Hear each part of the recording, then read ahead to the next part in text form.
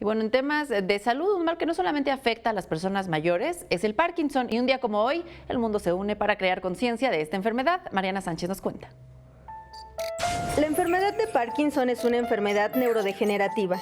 Es la segunda en frecuencia después del Alzheimer y es ligeramente más común en hombres. La doctora María Rosa Ávila de la FES Iztacala informa que con esta enfermedad comienzan a morir un grupo de neuronas del mesencéfalo, las cuales se encuentran en el tallo cerebral. Estas neuronas envían sus ramificaciones hacia otros núcleos responsables del movimiento. Entonces, al morir esas neuronas, el paciente empieza a temblar. Entonces, en vez de tomar los objetos de forma normal, empieza a temblar.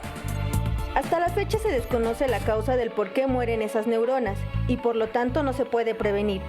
Sin embargo, la edad es uno de los factores de riesgo más importante, así como la exposición a metales como el manganeso o pesticidas.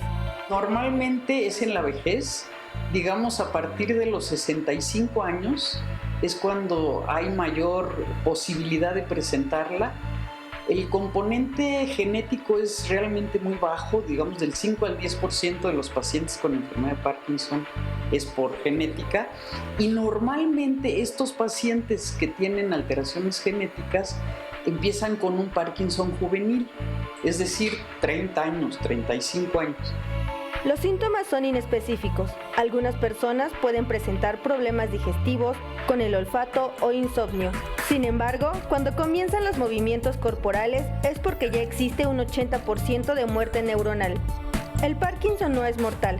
La persona vivirá con este padecimiento el resto de su vida, por lo que la doctora Ávila informa que es muy importante continuar con investigaciones para brindarles una mejor calidad de vida a quienes lo padecen. Con imágenes de Manuel Hernández, Mariana Sánchez, 21 Noticias.